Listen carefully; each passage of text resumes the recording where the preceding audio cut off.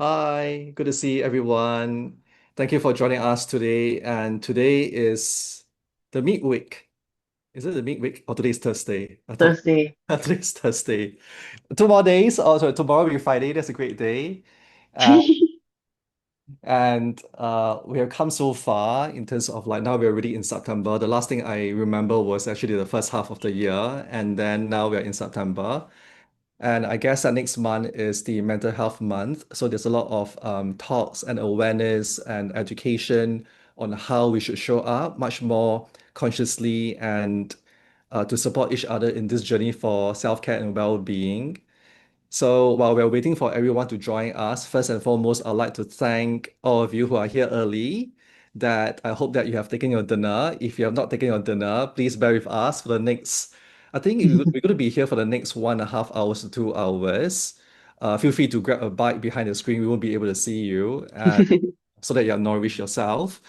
I just want to quickly also share that with me today, I would be presenting the talk, and with me today is joined by a very lovely lady, Sheila.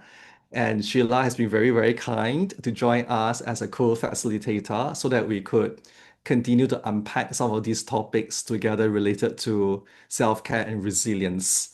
Yeah, Hi yeah. everyone, I'm Sheila. And in case you're wondering what's my relationship with Stefan, Stefan is the founder of TSPP and I am a student of TSPP. I have taken my first course with TSPP 6 years ago in applied positive psychology, and I've continued to do positive coaching recently and will continue to do psychotherapy courses in October. So we have a other than professional relationship, we are also friends. So I am very grateful to be invited here to share this session with him and with you guys. Thank you, Sheila. I think thanks for being here. I think one big part about showing up today is a lot about how can we support our own well-being and support community and the ecosystem of well-being, right? And so I'm also very grateful that you are here to also share insight. So feel free to weigh in so that because when we are on Zoom, we don't really get to see each other. We can only see a little bit of our faces and body. It takes a lot of energy. So I also do not want to, we're trying to avoid Zoom fatigue. So the intention of inviting Sheila to join us is also to make it more conversational. And if you have any burning questions or any curiosity along the way, feel free to plonk it into the chat box. And Sheila will also moderate the questions so that we can have a more robust conversation. And this is the intention. Yeah. Okay. Yes, that's right. So sorry, wait, before we begin, I think there's somebody who is trying to ask how to get to Joseph Leong's group.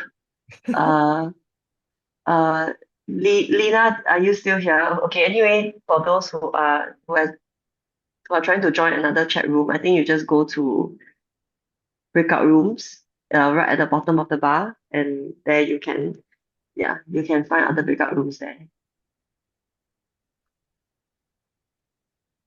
Okay, shall we? Do you think that there's 28 participants here? Should we wait a bit more or should we begin? No, I think we can just jump right into it. Okay. We as we flow along so hi, good evening everyone. Welcome to today's talk. We are going to focus a lot on how do we move away from burnout, understand more about it, and also understand what are some of the factors affecting and causing helplessness, which is also a big topic behind mental health challenges, and how do we move from these states in towards a much more healthier state for self-care and resilience. This topic is really important and very close to my heart because being a therapist and a coach and also a practitioner in well-being science, we work with a lot of people across walks of lives, from especially youth to adults. And one of the recurring issues that we are facing right now is about burnout and helplessness. And sometimes when we talk about the topic on self-care, it seems to be quite foreign to quite a lot of people because sometimes they also associate self-care as being selfish. But I want to put a word across that in the next 1.5 hours to 2 hours, I hope to unpack these conversations with you. But also to let you know that we are not here to fix anyone. We are here to share knowledge, to have intimate conversation, so that at the end of the 2 hours, we'll be able to emerge stronger and more resilient together. And this is the intention. So let me invite you to join us with this intention as we continue. So the first question that, as more of a check-in, right, is what gives you hope during difficult times? I would like to invite you to key in your input, your insight to answer this question in the chat box so that we can learn from each other that what gives you hope during challenging period of life. Yeah. So let us pull out the chat box and we can see different people.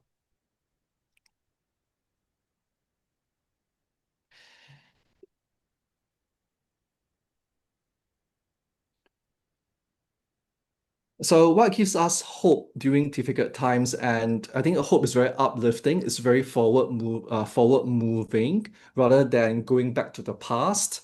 It's also hope is also related to some form of optimism.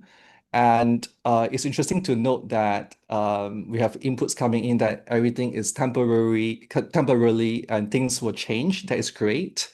Uh, Grounded nature, walk, reflection, faith. Yes, spirituality and faith is a big component of instilling hope and resilience. A supportive partner, yes, social systems are really important. The thought that things will get better, yes, things will get better. I think our reality is shaped by our perception, and we can train this perception of religion, self-love, loved ones, that I'll be forgiven. Yes, self-forgiveness is really important. One day at a time, one step at a one at a time. Yes, that is also important that we can pace ourselves. There's no need to do everything at one go. That there's a solution to every problem, and there is someone that they can help. Very good. We are in safe hands, and that believe that it's a training for me. Their life adversities and challenges is a training. It's an opportunity to learn, and we can choose to deal with one thing at one time. Thank you very much. I just want to, I'm very grateful that you share all these things. With this small little sharing, we have gleaned wisdom and insights of what can foster our hope, because hope is a great component of building resilience. And in a few moments later, we will touch on the topic of on resilience. And hope and resilience, they are not separated. Because a more hopeful person is more likely to be resilient. A resilient person is much more likely to be optimistic and hopeful. We'll go down into that path in a moment. Okay. For you, some of you who just joined us, welcome, welcome. And we are going to dive into the talk right now. So a little bit about myself. I founded the School of Positive Psychology 18 years ago with the mission to spread the science of well-being for personal development and also to connect with meaning and purpose. So in this area, I also work in the capacity as a psychotherapist and a coach, and also working with people within organizations. And along with me, we have uh, very dear friend and also our alumni, Sheila. Sheila is a very well known as you may know her, in the media circle, and she has a lot of existential moments of how she embark on a journey on well-being. And maybe over to Sheila to share a little bit more about your small little journey. I was sitting here quietly waiting for the compliments to come in. Yeah, so some of you might find me more familiar on screen. I started my entertainment industry when I was 17 years old. I was modeling then, and I embarked onto the acting journey when I was 30. And that was also the same year that I actually took up positive psychology, simply because I had benefited from my own therapy sessions before. And at that point in time, I felt like it was a time where I wanted to help others too, primarily to help myself. But along the journey, I also feel like maybe with this knowledge, I may be able to help someone. Also, as a public figure, um, there are a lot of people who will reach out on social media to talk about their problems and talk about what they're going through. And at that point in time, I felt like I was very limited with the kind of information that I could share. It was pretty much based on my own journey, and I felt like it was insufficient. And that is why I decided to take on something that is more science-based, something that is more grounding, something that has evidence that is evidence-based to share again with a deeper knowledge in that space. And yeah, and so that's how I arrived here today. Thank you, Sheila. Thank you for sharing your experience. And I think a big part about well-being is starting from a place of personal awareness. And with this intention, we're going to cover some of these topics to fuel our personal awareness so that we can use it for personal growth. Thank you, Sheila. Please feel free to jump in, Sheila, so that you could continue to nourish the conversation in a conversational manner for our learning. And that's the intention of today's setting. I don't want it to be lecture because lecture is quite downloading. I would like us to be conversational and fluid to see how can we use some of these concepts that we can all learn together. So another invitation to everyone is that if you could, I'm going to flash out a Mentimeter. You can use your phone and go to this uh, use this QR code, and I'm going to ask you this question: what is resilience to you? And you'll be given five options to choose, and I'd like you to choose your nomination of what do you think is resilience to you. There's no right and no wrong. Okay, I'm going to stop sharing and go to the Mentimeter now. So just give me a moment when I toggle between screens. I think it's over here. Can you see the screen for Mentimeter? Okay. Also, at the same time, while Stefan invites me to share, I would also like to invite you guys to be sharing alongside with me on the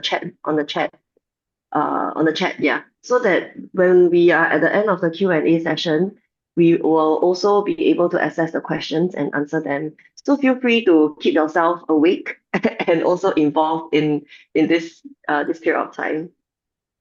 Yeah. Yeah, so thank you. Please feel free to plonk in any questions that you have. And if you feel that it is relevant, just ask a question because there's no such thing as a wrong question or an inaccurate question. All questions related to well-being and mental health is appreciated. Because if you ask the question, someone may be learning from you.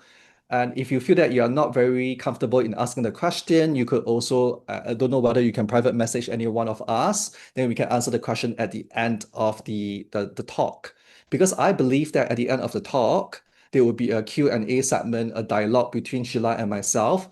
We will go into a conversation how to unpack some of these theories and skill sets and framework that we'll be sharing today. Yeah, so this is the intention.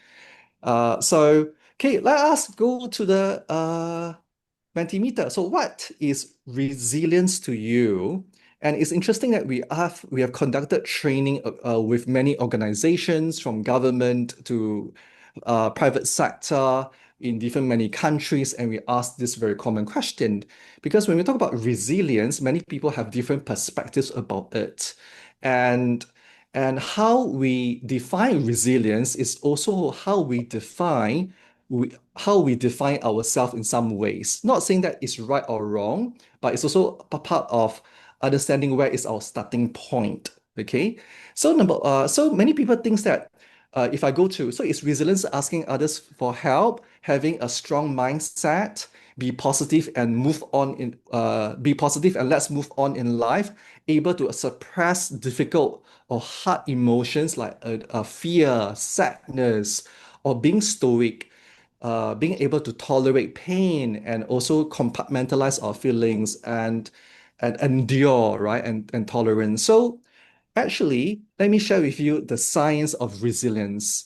In these five options over here, the science of resilience is signaling that if a person is able to ask others for help, it is a sign of resilience because we are all social creatures. And if we are able to ask for help, we also acknowledge that we are connected with everyone else and we are part of a larger system. And one of the challenges in our society is that we tend to suppress our feelings.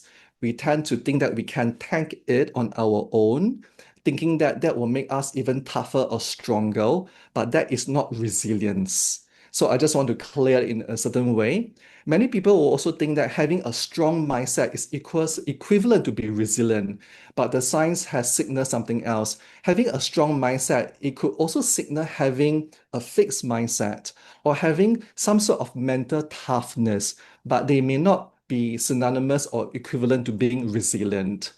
And in positive psychology, especially when I tell people, or Sheila, you may have also gotten the same thing. Where in positive psychology, they'll think that it's the signs of being positive. It's a sign of being, let's be smiling, Just be happy. let's be happy, or you're the happiest person in that room. But in fact, it is not. Being resilient is not about being positive and move on. We do not want to adopt positivity because that is a better way out and to ignore the pain point. Yeah, so that is actually not being resilient. In some ways, we will expand that later on.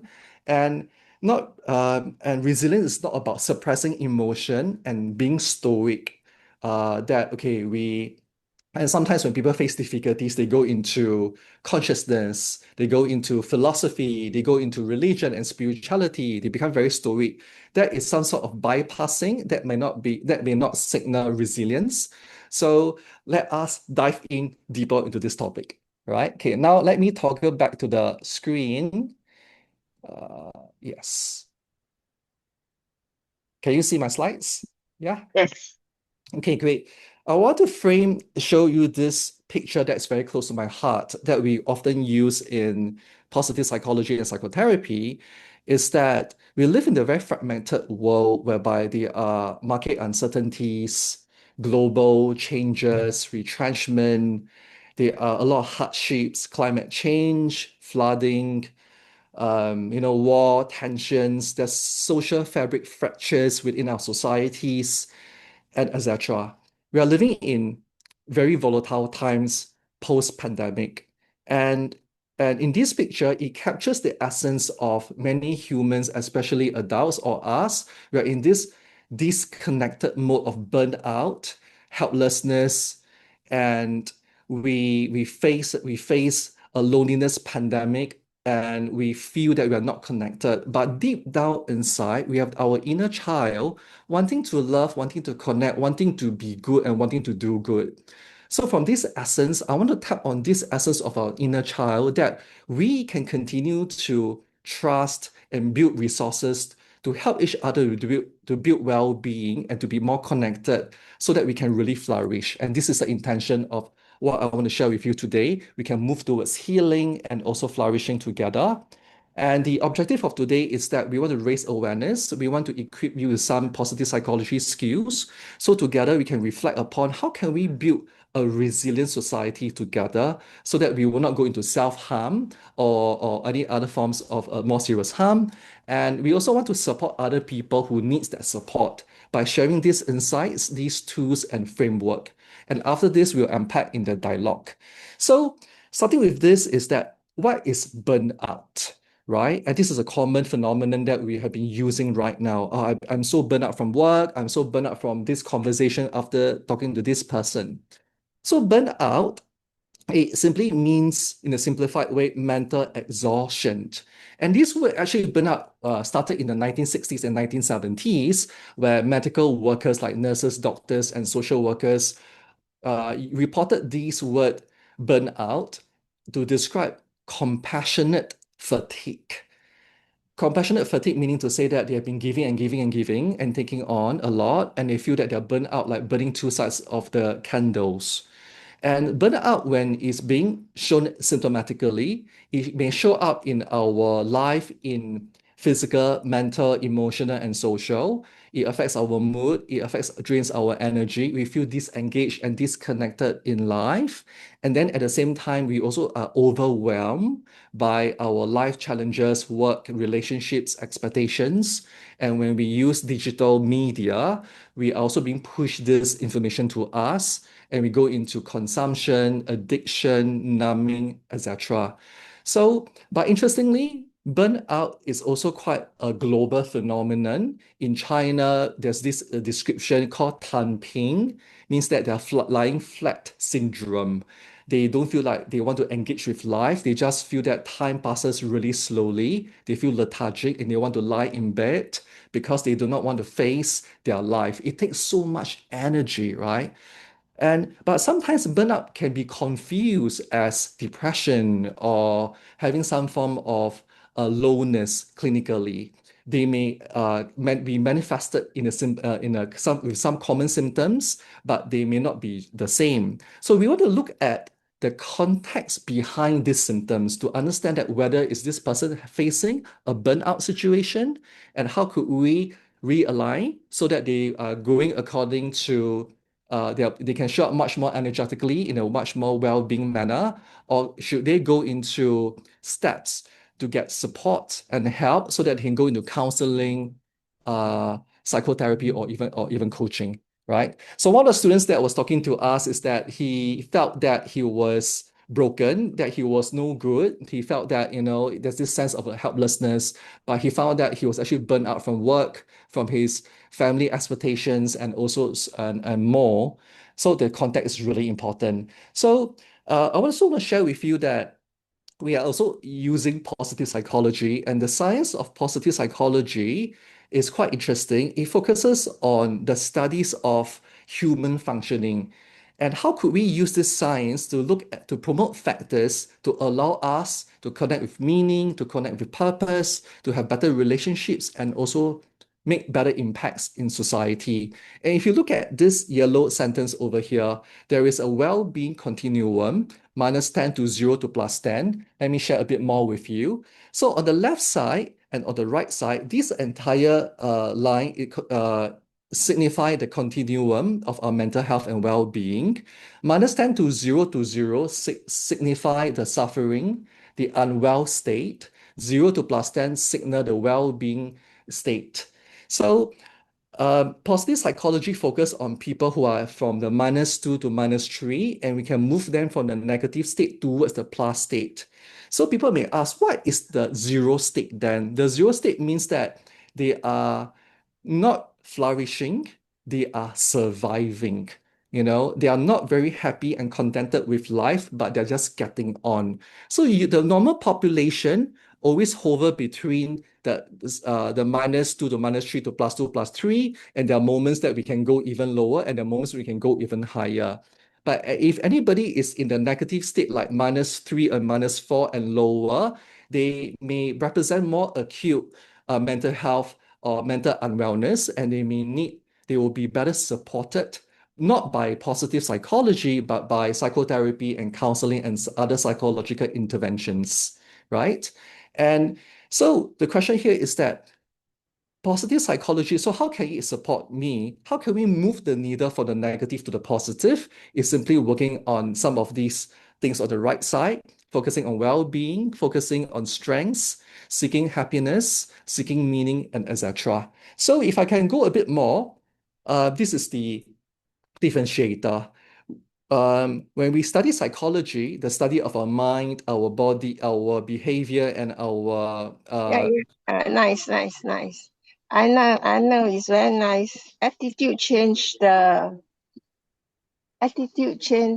emotions. yes. Emotion is very important. I want to listen to that one. Oh, okay.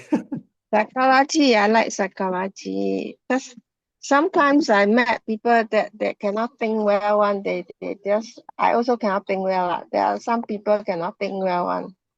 So it's good to apply psychology, right? Thank you for sharing. Yeah, so I Thank think you the very much. thank you, thank you. My name is Wong Yin. Actually, it's Dolly Wong. But because my computer, the telephone, the name different name, so I got a lot of name. So actually Dolly Wong.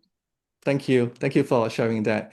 So thanks for being here, Dolly. And as we continue the talk, we noticed that traditional psychology focus a lot of like unwellness, and positive psychology focus on how do we continue to build on these capabilities for us to flourish, to connect even better. So that's the main difference. And when we talk about positive psychology and well-being, we cover the topic on happiness.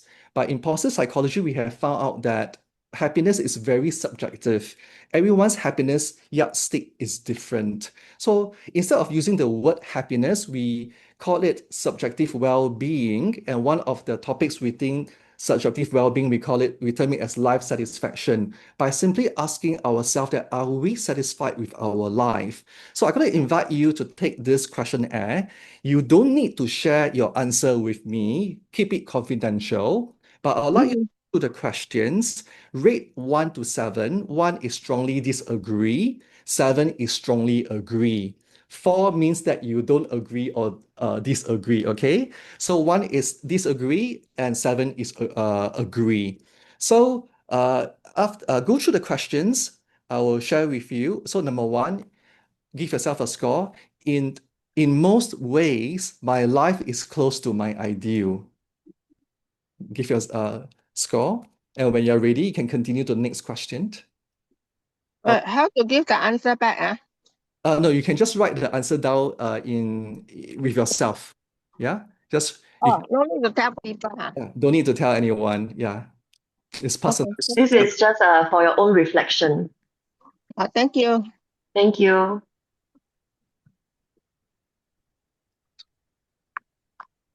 Then I know the answer. You don't know the answer. Yeah.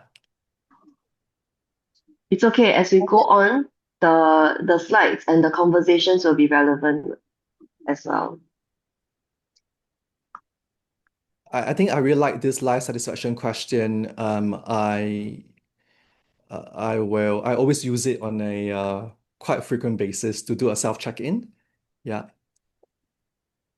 So rate the score from 1 to 7, and once you are done, I would like you to sum up all your score and do a division of 5, and you will have the average.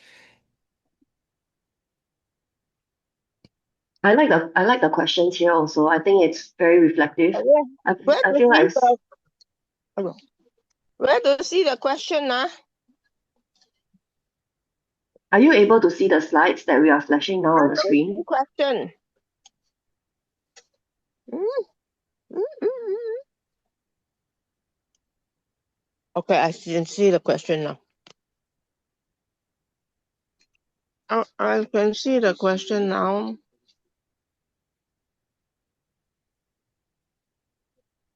Maureen, do you also My know life is excellence. how to leave your I comment in the chat in room? my life so far.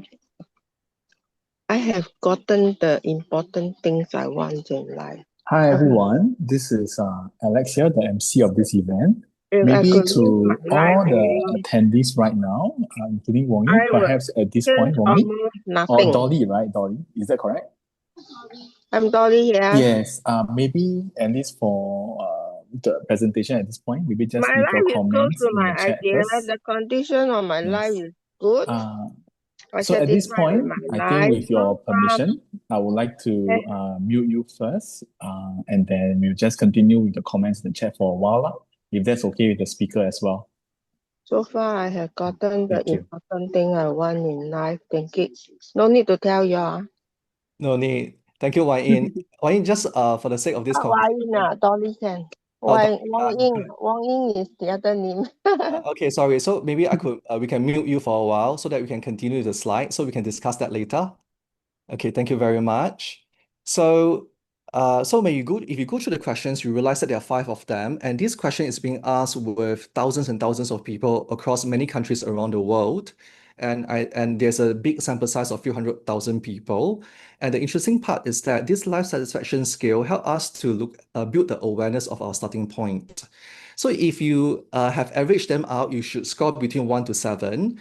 If you score around 2 and 3, it is important to note that you can improve your life. It's good to look at psychological skills and also get talk to somebody, especially someone who's close to you, or even get professional support because we can move the needle. If you are scoring a 4, there's so much things that you can do to also increase your life satisfaction. And if you're a 5 or 6, continue to maintain that way. If you score a 7, please come and talk to me. I want to learn from you. How do you maintain your life satisfaction? We all can learn from you, okay? And if you score a 1, I just will let you know that it's not the end of the journey. Please reach out. People are here to support you. Reach out to Caring for Life. And I think talk to somebody, right? I think that this is why we are here for each other. Okay, so why do we talk about life satisfaction? It's because that and what impacts life satisfaction, and this is where we go into the science of psychology. One big part is we have this phenomenon or called negativity bias, right? Because since 200,000 years ago, as a human species, we have evolved from, surviving the tigers and the saber-tooths in the safari plains, and we have to survive natural disasters, and we came a long, long way until modern society today. But even now, we do not have saber-tooths or other tribes, trying to attack us because we are very safe in Singapore. But at the same time, we still have this negativity bias in a way that we are hardwired to look for negative things. We are hardwired to pay attention to things that is problematic. We are engineered to pay attention to faults, weaknesses, problems, gaps, unusual things in order to help us survive. And this has helped us a long way in our humanity.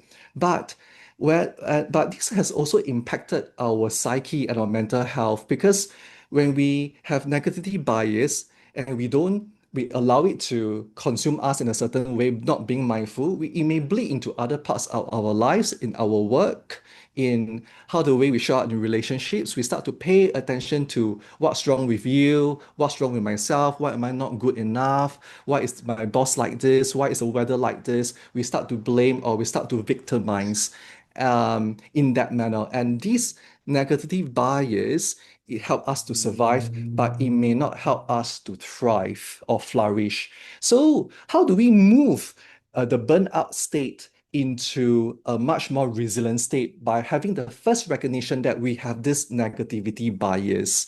And if you look at the picture over here, you can see the famous comic, The Brain and the Heart. Because one good event does not equate to one negative or one positive event does not equate to one negative event.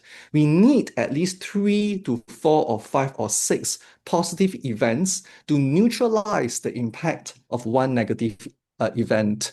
So, and this is interesting. With this understanding, the question that we need to ask ourselves is that how can we build more well-being, positive, healthy events in our daily lives so that when challenging things happen, we have a buffer point so that we don't allow our negativity bias to hijack us. Yeah, so this is the understanding.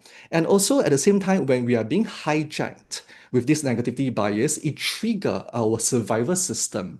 Because when we are triggered, our survival system, even though we don't have that saber tooth, looking at you, trying to attack you, but sometimes when someone look at you in a certain way, it could be a conversation in work, it could be a conversation in a relationship, it could be a word, or it could be some encounter with someone else. It may trigger our survival response, where this is called the 4 Fs: fight, flight, freeze, and fawn.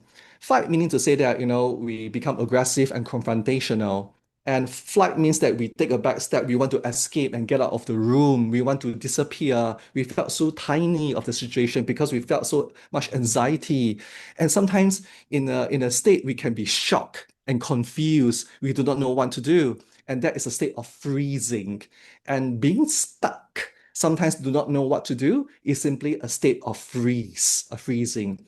And last but not least is fawning. Fawn is also a part of survival instinct that we tend to go into a people-pleasing mode. We try to make other people happy so that the attention is not on us. Someone who is much more authoritative, we may want to please the person because the person is quite fearful or quite demanding. So we go into that people-pleasing mode. And this is also part of our survival instinct. And if you look at over here, that there's a freezing sentence. Freezing wasn't me being cold. It was protection shared by one of the TSPP student. TSPP, the School of Positive Psychology, where we are from. The student shared this is because that for many, many years, he felt that he get quiet about his emotions. He doesn't know to express them. And when he felt challenged, he just keep quiet and he go into a freeze. When he go through difficult problems, he keep quiet and he suck it up. And he felt this strange coldness around his body. And that freezing is a survival response, protecting him from having more challenging emotions. So the question, and this is interesting to note that how could we move that freeze and negativity bias with more compassion? And another factor, what that is linked to negativity bias would be burnout. This is the common topic that we are addressing today. When a person is facing a lot of stress over a long period of time and without the ability of taking breaks, they will go into burnout because they cannot rest, they cannot reset. They're just working, working, working. And sometimes it may not be related to work. It could be in a relationship that is very challenging. It could be a friendship. It could be a particular circumstance in life. It will cause this burnout. And another big factor of burnout is losing your freedom to express what you really think and really feel, and you lost a sense of control. You give a sense of control to someone else. That is whereby you go along with the flow, all right? And sometimes you go along the flow is because you may be pleasing, going into fawn mode. And that will also cause burnout after time. And the last one, last but not least, is like, caregivers who are carrying over someone who is much more vulnerable. They will face a lot of mental and emotional overload. And these load over a long period of time will start to eat them up, just like the medical health workers I was sharing with you, right? When they go through compassionate fatigue. Sometimes, and so what other factors cause burnout? It can be work related. So it could be a very common theme is that someone giving you more job to do because you are already so occupied, but more workload come along. But if you go deeper, it can be a signal of culture of the organization that you're working with. It could be a clash of leadership style.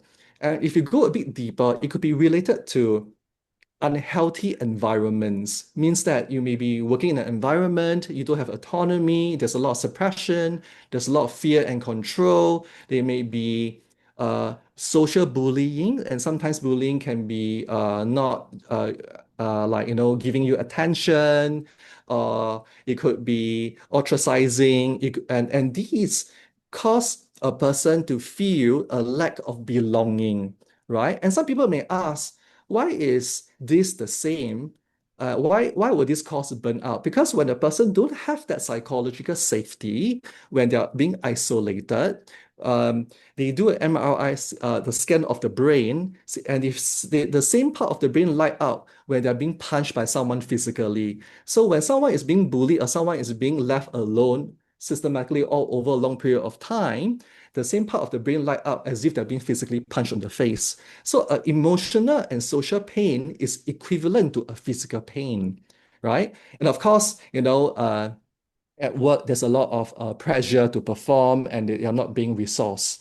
And another very interesting bit that I cover a lot, and I think Sheila can also resonate, that a lot of students, when they join our school, they want to do good, they want to learn coaching, therapy, psychology to help themselves, to help other people, their children or someone else.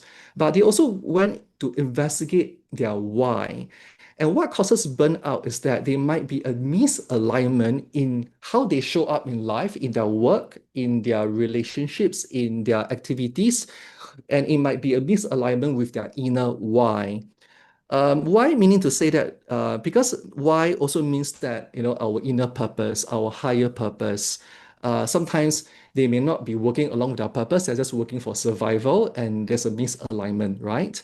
And then the second part is fragmentation of identity because they have taken on so much responsibilities, like taking care of someone, parenting downwards their children or parenting upwards, their parents, or then they're also a sandwich population, or it could be many different forms of parts of the demographic graphy in a way that they have many different roles to play, being a father, being a mother, being a daughter, being a wife, being a manager, being um, a dependent person. So these roles consume them and it also cause burnout.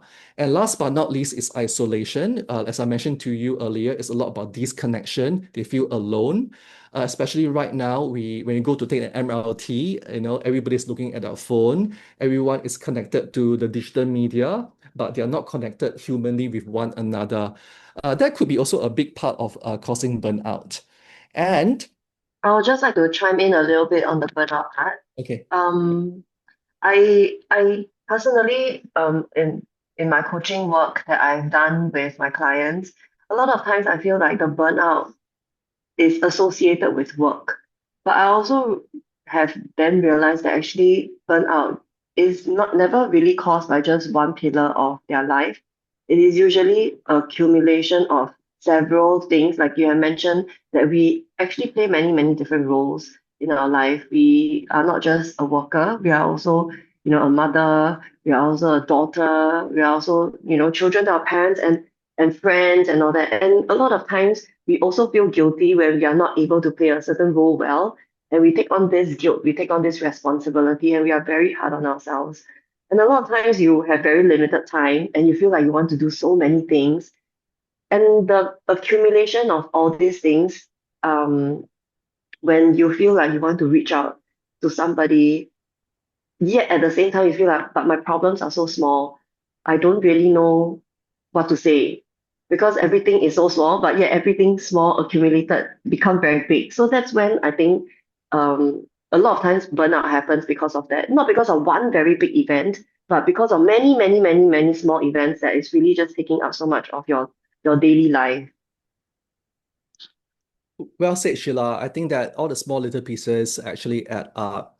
And I think you mentioned something very key in this conversation about guilt. Guilt is one of our emotions that we often wrestle with. It's a reflection of how we hold the mirror up to ourselves in terms of self-judgment. Are we playing a role well as a parent, as a responsible adult? Are we meeting someone else's expectation? And these actually cause a lot of burnout. And because we as if we are trapped in this self-blame and self-doubt. Are we good enough, right? And then, well, I just want to touch on a little bit about this. Thank you, Sheila, because I just want to remind everyone here that this guilt is a common human um, issue. And sometimes this guilt is inherited from the earlier parts of our lives, from our parents, from our societies, from figures of authority. And it's also related to intergenerational burnout. And there is also an intergenerational guilt. Because if you look at it right now, I think it's covered in my slides later, but I can talk about Yes. it now. Is, for example, that I'm a generation X. I pause for a while. I'm a Generation X, and my parents are baby boomers, and my parents' are the silent generation, which is World War II survivors or World War One survivors. So, and then my down the next generation, Generation Y, the millennials, Generation Z, and Alpha, right? There's so many different generations. And what's interesting about these generations is that we all have inherited narratives, beliefs, and values from the earlier parts of ourselves. So that the silent generation during World War II, there are millions of people who've been displaced, and they don't talk about their struggling. They keep quiet about it. So that's why they're called the silent generation. And then the next generation are the baby boomers, whereby they have many they are limited resources and many of them have to share. So it's about working harder and not to complain. So it's why the culture of let's work harder, keep quiet, and show your results. And these also is being influenced and passed down to the next generation, which is my generation, that we learn to, when we deal with difficult situation, we learn to keep quiet and suppress our feelings and compartmentalize it. We will only talk about it over we will run or we'll do activities and then go drink and do different things, but we compartmentalize the emotions. And then Generation Y will go into maybe they will go do yoga. I'm just stereotyping. They will try different activities like download a meditation app. But many of these are very superficial activities to bypass the real core issues. And then we have now even the younger generation who are really worried about climate anxiety and how they are burning out with so much responsibilities that they've inherited, and they do not want to pursue live the life of achievement that what we used to inherit. So and so you can see that this value chain or this narrative has been passed down, and it is causing the burnout. And and if I could just emphasize a little bit more that the world we are living in right now is there's so much tension and conflict. There are like economy crisis looming around, price hike, job uncertainty. When we open our digital media, you can see these information being pushed to us. And by the time it reaches us, we have very little left for ourselves. And then when we go to work, and the last person that tells you, hey, can you do this? Adding on to your job and your workload, then you start to feel burnt out from the work perspective. But the trigger is not just work, it can be many different layers before it. Yeah. So what I'm trying to say here that is an accumulation of all these events. Like how Sheila said, all the small little things that add up, and we can be more aware, right? And of course, in we talk about self-care. Self-care is also how do we introduce self-care, right?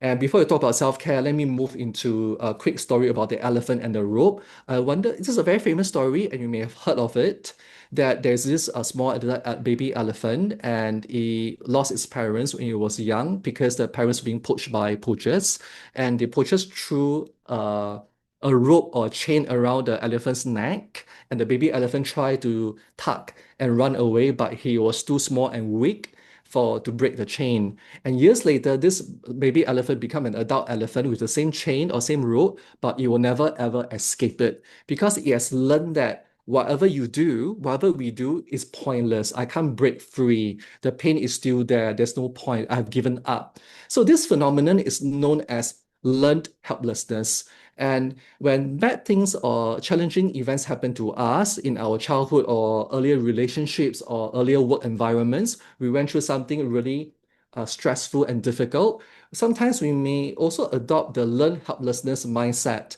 and we become a prisoner of our past. So when choices are being presented in front of us, we may not engage fully with that choice. It's because we have given up in some ways in terms of like, there's no point, right? And there is a loop between burnout and helplessness because this may fuel the other. So we want to address it to break that loop, right? So when we are hijacked by helplessness, we have this narrative, right? Just endure. Let's forget about feelings. Just move on. If you are weak, you ask for help. And these are all the unhealthy habits and thinking habits that we have inquired. So learned helplessness is related to, if you look at the last point, it's related to passivity, low motivation, and hopelessness. Whatever they try to do, they feel that it doesn't matter. They just give up, right? And so now to you, right, who are here, what are some of the ropes that you might be tugging you that is holding you to the past, to holding you to the learned helplessness? What are are you responding to today's reality, or are you using yesterday's fear to engage with today's reality? And what beliefs are holding you down, right? That is stopping you from growing, stopping you from taking the next step that it might be much more towards well-being and self-care, right? So I think these are some of the questions that we want to ask you for self-reflection because we can break that rope, we can break that chain, right? Sheila, what do you like? Yes, I would like to share, and I also like to invite you guys to share in the chat. I think these are really good questions that we can reflect on. As I'm reading the question, actually, the first thing that came to my mind, I would say, is that when I first saw a therapist at 30, the at the very first session, actually, what the therapist told me is that is to teach me about boundaries.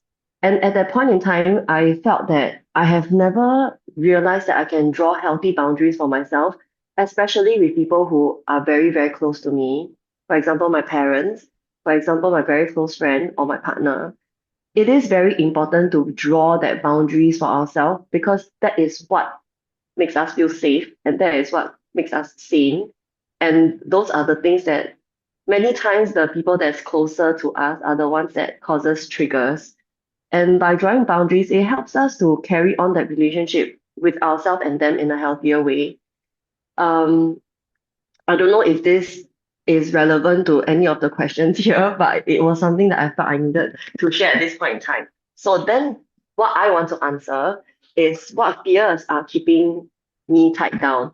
I will also want to be vulnerable and share that in the very beginning of the coaching course, which is just 8 months earlier, I realized that I have huge limiting belief and I am also highly insecure, which a lot of people would not realize and would not associate me to being insecure because of my years in the entertainment industry, because of my career and of what I do. However, I was going through a really big limiting belief at that point when I was doing coaching. So it may sound very strange now as I say this. When I was doing my coaching course, as we all know, um, most of the coaching happens within the corporate space. And so I think I might have shared this with you before, Stephen. And when I hear the word corporate, I was very triggered and I was very afraid simply because I have never been in the corporate space before. I was always in a very freelance style job, like modeling and acting and all that. I have no idea how it is to be in a corporate space. And also because of the narratives that I grew up with, people telling me like, modeling and acting is not a proper job. You have to eventually get a proper job. But what is exactly is a proper job? So I associated, okay, maybe a proper job means being in a corporate job, right? And then you get a fixed salary, you get CPF, you have health benefits. That means that you are in a proper job. And for a long time, that's stuck in my head. And so when I did coaching, when I was coaching my peers about corporate, my body went into a freeze mode. And I really didn't know what to say. I really didn't know what to question. All I could think about was that, okay, I have no experience in corporate space and I have no idea what they're talking about. What is this role that she's saying? What managing director? What do they do? So that was a huge limiting belief. And I was very grateful because over time, my classmates and my lecturers were telling me that um, when we coach, we don't coach the problem, we coach the person. It took me a while to overcome that and I mean, this is a very small example, that a very minute comment or a very small little incident that had happened in the past, a sweeping statement that someone might have said would have stayed in your head for such a long time, limiting your potential of who you can be or what you believe yourself to be. And so for such a long time, I was holding to this sweeping statement of what someone said that I am not in a proper job. Until today, I'm 41 and I'm still holding on to that belief. But I'm so glad that I have overcome that and once I take that leap out of that pot, I feel like wow, there's so much more potential and there's so much more that I could do just with that little shift. And yeah, people always people's comments are always, I would like to give the benefit of that well intended, but sometimes when we hear it, we may not hear it as that. We hear it as a limiting belief, also because sometimes of the language and the relationship of someone say of the relationship that that person is to us, we because they matter and therefore what they say matters to us and it becomes something so much more weighted and heavy. Yeah, so that's what I wanted to share about limiting beliefs. I think that's a great point. That's a very strong point, Sheila. I'm glad that you stepped in and shared this and for being vulnerable. I'm really appreciative. Like yourself, I think many of us here have went through waves and years of receiving limiting beliefs, and we have inherited it from a figure of authority. But even though they can be well-meaning, right? So we go back to remember the negativity bias. We tend to pay attention to things that is negative and we hold it into our hearts, thinking that it is real. And frankly speaking, if you do a scientific measurement, we tend to over magnify the negativity 2,000 times more. It could be a very simple, insignificant event, but we tend to overplay it because of our negativity bias. So, Sheila, I like your point. Before I move on, is that we have to learn. It's very important for self-care to build these boundaries. And sometimes building these boundaries it may conflict with relationships. Because when we build too much boundaries, people will say that, oh, I am sacrificing and ruining the relationships. So this is where it's a real challenge whereby boundaries, it doesn't happen over one day. It takes time to be built. And this is a big component of self-care, right? And let me go into that self-care right now. And thank you, Sheila. And when we talk about another big part is how we talk about burnout, learn helplessness. And another big part that is causing us to feel that we are not good enough with these limiting beliefs is because of trauma. Trauma is a big word, but I guess that when we talk about the elephant was traumatized when he was young. That's why that he gave up even trying when he is an adult. So like these elephants, we also give up because we have certain traumas or not. But trauma, I want to define trauma in a very human way because it happens to many people, and it is not the what is trauma? Trauma is not an event itself, but it's how you respond to it. It is so overwhelming that you trigger your fight, flight, fawn, and freeze mode, and you do not longer feel safe. You feel that you're constantly anxious, constantly on the go, and sometimes these traumatic events can happen within relationships within a family unit. That's why you may feel that there's a lack of psychological safety.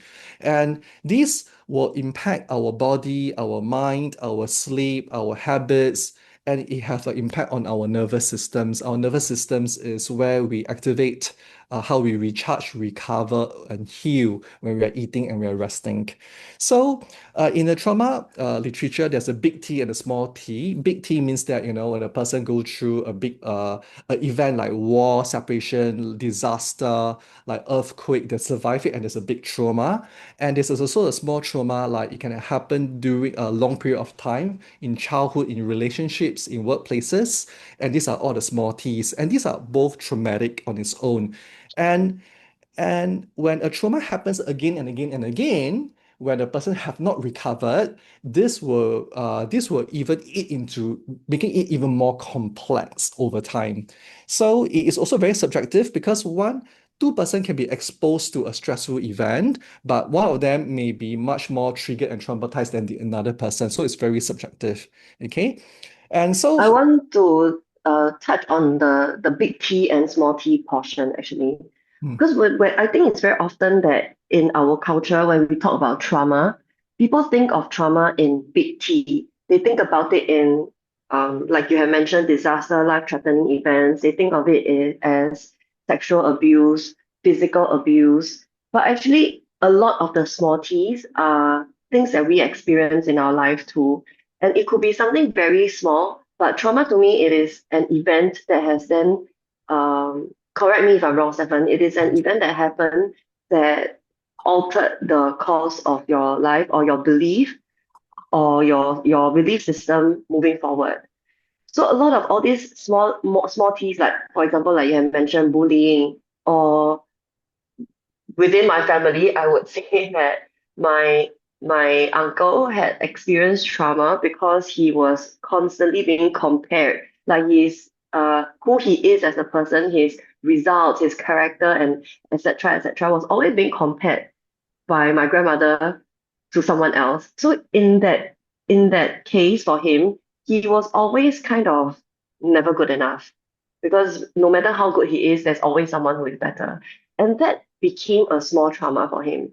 But people who has experienced that in their life, they don't associate that as trauma. They just feel like, yeah, it's just part of growing up. So what do you think about that, Stefan?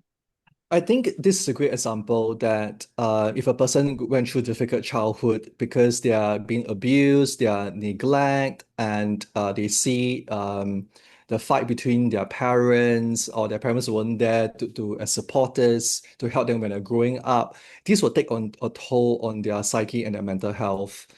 We need to look at the context to see what is the trauma. We need to look at every single case. We do not want to label that, oh, you went through a traumatic event and you are a traumatized person, right? So we want to look at each individual case, but we also want to bring the point home that if there's awareness that the person is going through this, when they are especially when they are younger, they will start to, because of this difficult uh, events in the early parts of their lives, they will start to develop beliefs about themselves, and they may hold these beliefs as how they view other people when they grow up. So going into adulthood, they may still keep some of these limiting beliefs, and how they frame their worldview and how they interact with other people will still show up in that way. And if true enough, there have been traumatic events chronically throughout the childhood, time over time, let's say, and this is also known as ACE, Adverse Childhood Experiences, that's related to childhood trauma.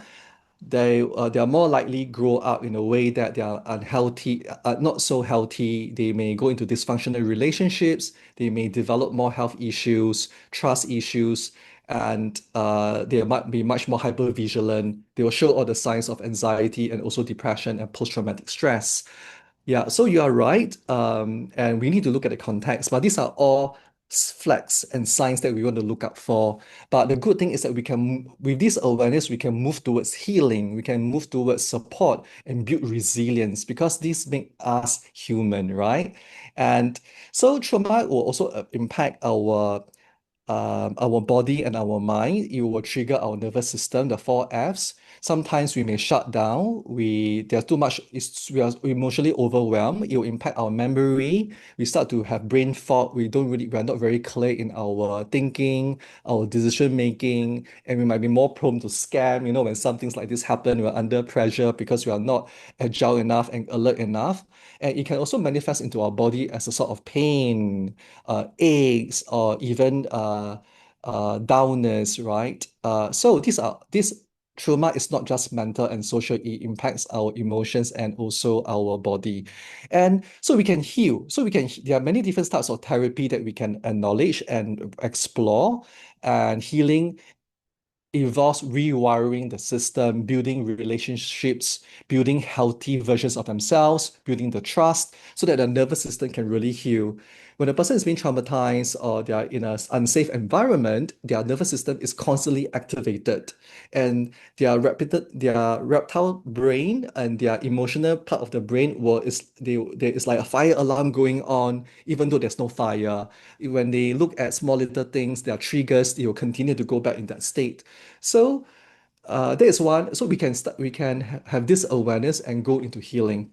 And I want to cover a little bit part of the last bit is post-traumatic growth. Because when a person who went through trauma, after they start using curiosity and compassion towards personal healing and development, they can move into a state, we call it as resilience, and even into post-traumatic growth, which I'll cover in a while. And there is a trauma continuum because different people experience trauma at different parts of their lives. If let's say they are in a safe environment, there's a traumatic event, they are able to process the trauma, talk about it, cry and heal because they have these resources. But if a person feel quite safe, they still will trigger their defense mechanism, the fight, flight, fawn, and also freeze mode, right? They take a longer time to release. But if they are in an environment that they don't feel safe and they have this trauma that happens at work or in school, then they need to activate heavier defense mechanism. They may even go into suppression, go into addiction, into avoidance. And of course, when these are not being dealt with, they continue to manifest itself. It will turn into it will manifest itself as post-traumatic stress disorder when the trauma is being repressed, so repressed.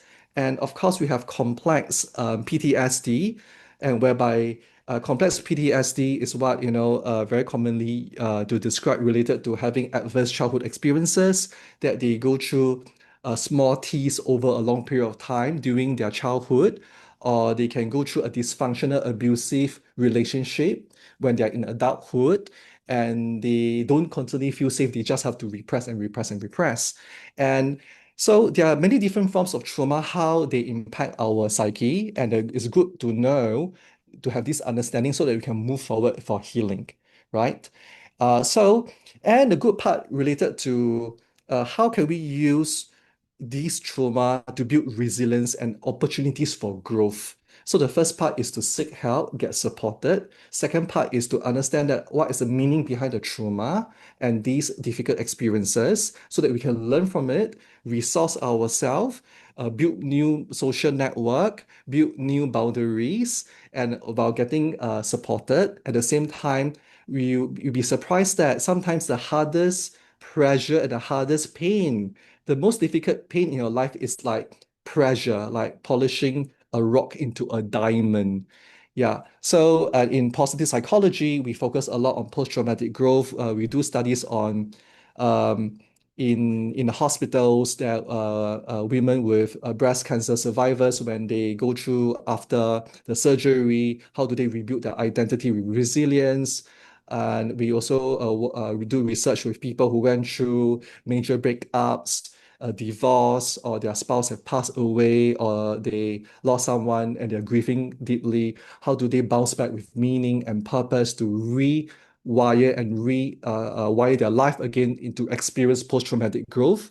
And many of the times when you see people who are doing good, or let's say they're running a charity, or whether they are a therapist or they're a medical worker or teacher, many of them have this post-traumatic growth because they use their pain point as a catalyst to move forward, to become a motivation to help other people because they have this lived experience. Of course, they need to be trained properly and the intention has to be accurate, right? And so let me push pause here for a little while because there's so much to take in. But I want to go back to the framing of how do we move away from helplessness to resilience. Once we have this awareness that we have these internal ropes, and this which is the limiting beliefs, and this limiting beliefs is also known as the greatest fear that you have about yourself. It could be fear of not being good enough, fear of rejection, fear of not being loved, fear of not being understood, fear of not being successful, or fear of failure, or fear of success. It could be anything, right? So these limiting beliefs is part of a survival mechanism, remember? It helps us to survive well, but it doesn't help us to thrive. So how do we move towards thriving? Is first by recognizing what are these things that is holding us back. Write these words down, work with someone, and then you can also activate your strength.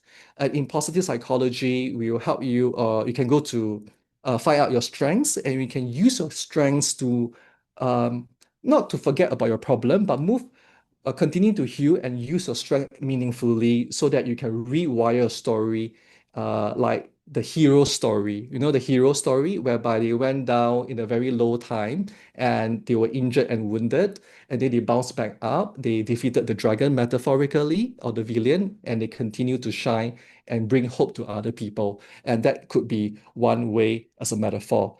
Like Sheila was sharing about her story, and when she was younger, she had so much limiting beliefs, and then she went into this path of learning how to build boundaries, showing up for herself. Uh, that is also moving from the wound to moving to the growth. Yeah. Okay. Okay, I don't know whether I say all that in one breath. Okay, so some of the narrative of post-traumatic stress is that this broke me. That's a narrative. And for post-traumatic growth, the word growth is that this shook me.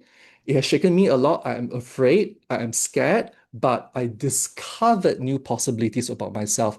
I discovered new strengths about myself that I never seen before. In the times of darkness and suffering, I found my light. I found that I'm much more compassionate. I found that I'm resilient. I'm more hopeful. I can still show up. These are the post-traumatic growth narrative. And so the question to you is, what have you faced? What have you faced? What adversity have you faced? Sorry, I think it's a spelling error. What grammar? What adversities have you faced that later reveal a strength about yourself? Stefan, I'm going to let you take a breath and share a little bit about post-traumatic post-traumatic stress to post-traumatic growth. So I personally feel that for that growth to happen, it requires a lot of time and requires a lot of dissecting. For me, I'll share it from my personal journey. It requires a lot of dissecting, re-evaluating and challenging your version of the truth. For me, when I was in a PTS state, a lot of narrative that I have shared or told myself was that, okay, my parents are divorced, and therefore, I am experiencing um, relationship in this way. I can only know how to love in this way, and that violence or maybe verbal arguments and shouting is normal in communication from one person to another. And it took me years to then it was how I experience other people, how I experience other families, how I experience my own relationship that then allowed me to reevaluate what is the version of my truth. Is my truth still relevant? Is my truth still acceptable in this current state of my life? So if it isn't, then what can I learn from that state or from that episode? And how do I then move forward? I think that was a process of me going into PTS and then eventually moving towards PTG. And I feel like there's so many events that happen in our life and there's so many narratives that we had created along the way. But it requires intention to just really look at it or experience, to catch yourself when you're going through that journey of seeing that, oh, is this still relevant? Does this message that is trying to protect me still serve me right now? If it doesn't, then how do I change it? How do I have a healthier way of looking at this truth? Yeah, so that is how it has helped me to move. I like the part that when you talk about this version of truth has aspired, right? Because when we grow older, it doesn't mean that we grow wiser. But Hopefully we do. hopefully we do, yes. So I think one of the recurring themes that a person may go through is this recurring of incidences in their lives that they need to confront or they need to address. If not, the issues will keep on repeating itself. And it will trigger not only burnout or learned helplessness or other form of mental health issues or unwellness, it may also trigger and form physical issues, right? Diseases and symptoms. So it is important to note that let's say, for example, by attending this talk today is also a part of self-care, that we are committed to exposing ourselves to uncomfortable information that will challenge our thoughts, our belief systems. It's easier to hide and escape and distract ourselves by watching a TV, go to Netflix, go to social media, go drink, go eat, But at the end of the day, we want to have self-care and well-being because we want to be with the flow of life. So take that every opportunity for us to do reflection and engagement is part of growth. And growth was what Sheila said, is about this investigation, this curiosity that why am I feeling this way? Why am I always triggered? Why am I going through this relationship issues and challenges? Do I need to talk to someone else? maybe not a friend, because my friend may be also having their own relationship challenges, they may not be qualified. So sometimes it's good to create a distance away from our thoughts and really seek for another opinion or seek for a group discussion. And talking about this, I want to remind that burnout is also a signal that is also a mirror that this version of myself is no longer working for me. The way that I'm living my life and working in my current situation, but it still led me to having burnout. It is my body, my brain, my psyche signaling to me that take a break. Something is not in the flow. You have overextended yourself. You have said yes to too many things, or you have ignored and forgotten about what is important because you are so busy achieving or pleasing, chasing, doing. And the human being is about going back to your home, not a physical home, but going home back to yourself, having that moments with yourself that you feel the most precious part of being you. And that is really important, a key reminder. So I let me really like that, Stefan, about being going back home to who you truly are. And sometimes this home may not be a hotel. It's not going to be perfect. It's not going to be always tidy. When you go home, the bed is not always neat. And this coming back to, I really want to take this question from Linda right now. She's asking, what's the reason after people enter the PTGs, then after some time or years experience again an event and the PTS comes back. So I also want to say that, the post-traumatic growth is we are all work in progress, and we even though we have entered the stage of post-traumatic growth, it is not a permanent state that you are in. It's linear. However, no, it's not always linear. It is one step forward, sometimes three steps back. And our everyone's growth is in a different stage, and there's so many pillars of us that even though one pillar of us may be growing, there are still other parts that may still be experiencing certain kind of trauma. And let's just say you look at that particular pillar alone, and you feel like, okay, I've done so much work, I've done so much inner child work, I've done all this therapy talk, blah blah blah. I feel like I'm in a better space now. And then suddenly something comes and it triggers you again. And you feel like, you know what, I felt like everything has gone to waste. It hasn't. It's just that that one incident had reminded you of something that had happened to you in the past. However, the time that you take to heal is going to be shorter, maybe longer. The interval between one episode to another may last longer. And you also have more awareness and knowledge to realize that, okay, I am experiencing this again. I have experienced it before. I have went through this state of volatility. I went through this emotional state of, just not realizing how to manage it, but you have gone out of it. You have experienced the post-traumatic growth already.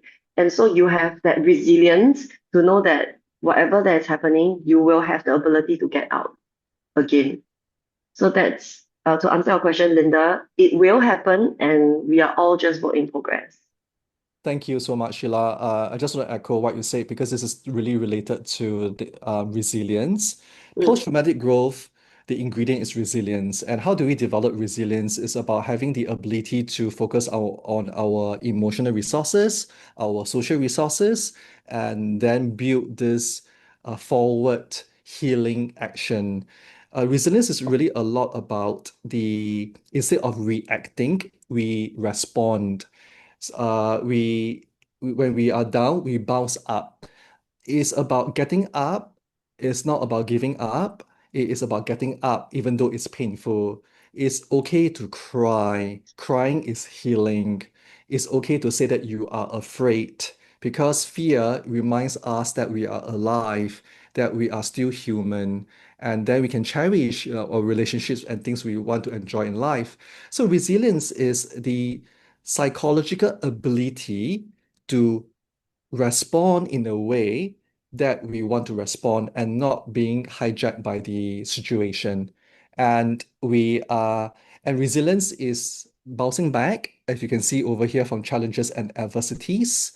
And resilience is about being tough, like this um, stickability that we are adaptive, we are agile. Like look at this ship over here going cutting through the ice. It's hard, it's a hard journey, but you're able to cut through the terrain and challenges.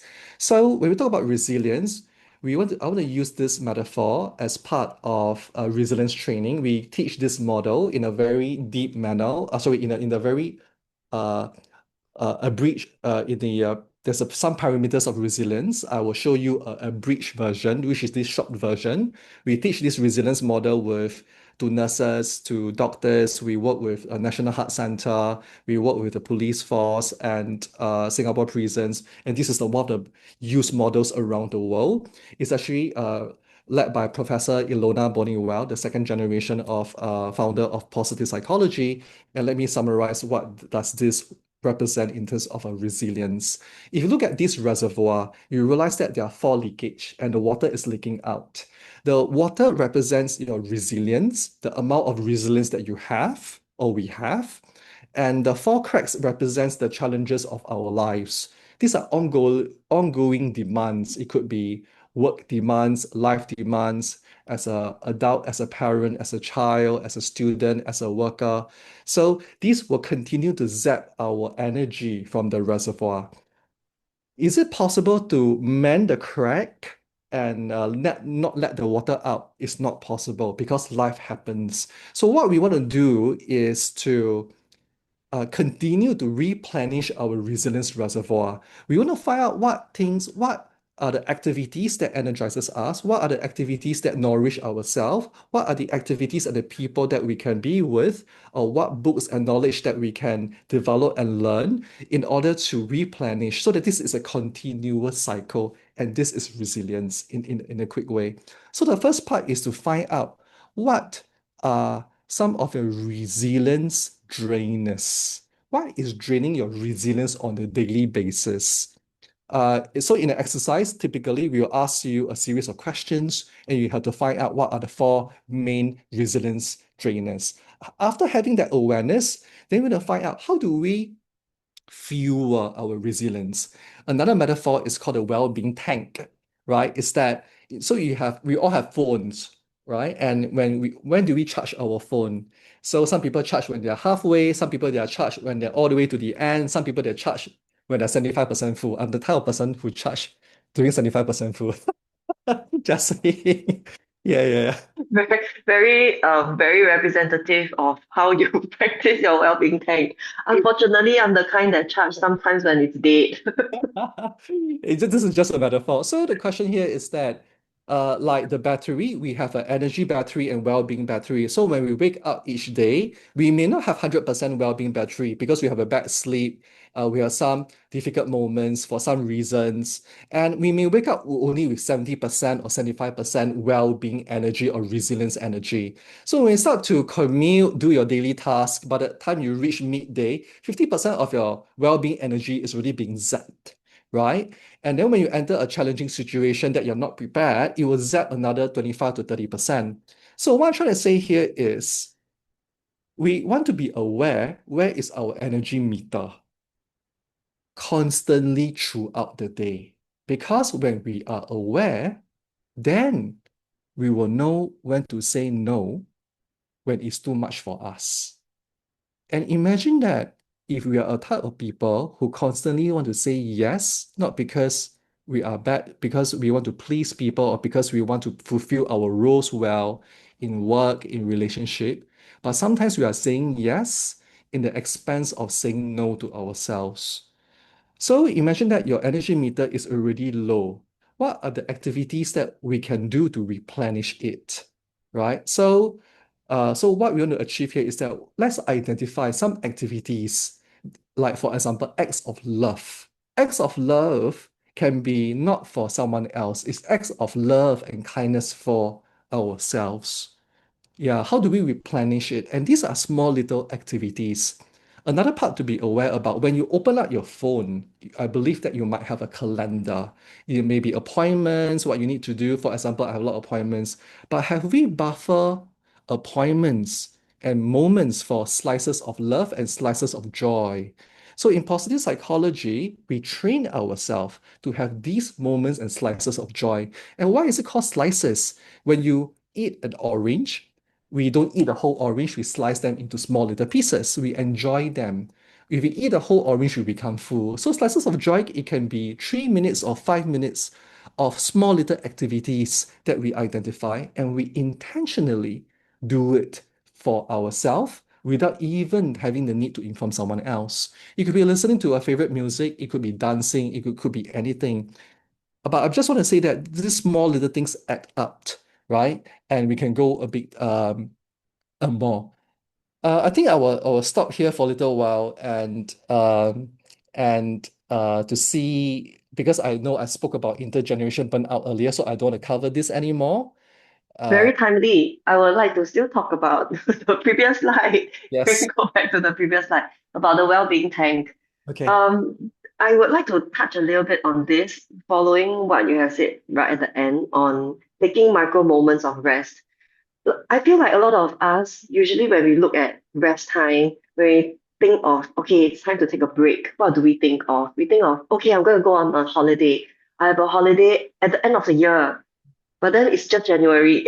Then how? How do you feel like you are going to get a rest in between all those times? Sometimes you feel like you go on a holiday, finally you're on a holiday, the 12 months that you have waited so long for. And then the next day you come back, you go back to work, you feel tired already. Or that you sometimes even feel tired just from going on a holiday, because being on a holiday nowadays also means that you have to be planning the trip, you have to be taking care of other people, you have to be doing so many things, you get tired from being there. So I think micro moments of rest is very, very crucial. And micro moments of rest can look like really anything. It can look like just having a hot bowl of noodles at lunchtime. It can look like a slow walk to the toilet, taking your time to just enjoy the walk, going to the toilet. It can even mean sitting in the toilet for a while. I think that's my husband. He really enjoys his toilet breaks. It can also really just be breathing exercise while you are at your table, still working. I think it's really for me the intention of what that 5 minute means to you. When we are eating, a lot of times we just, okay, you know what, I'm gonna unwind. Then we end up switching on our phone and watching Netflix. But at the end of that lunch, do you feel recharged? Or do you feel like, wow, sian, I still need to go back to work now? So to me, it's important to be intentional about it. Like, okay, you can be having lunch every day, but just that one, maybe you can try, tomorrow when you're having your lunch, be intentional about it and say, I'm going to savor this bowl of noodles right now.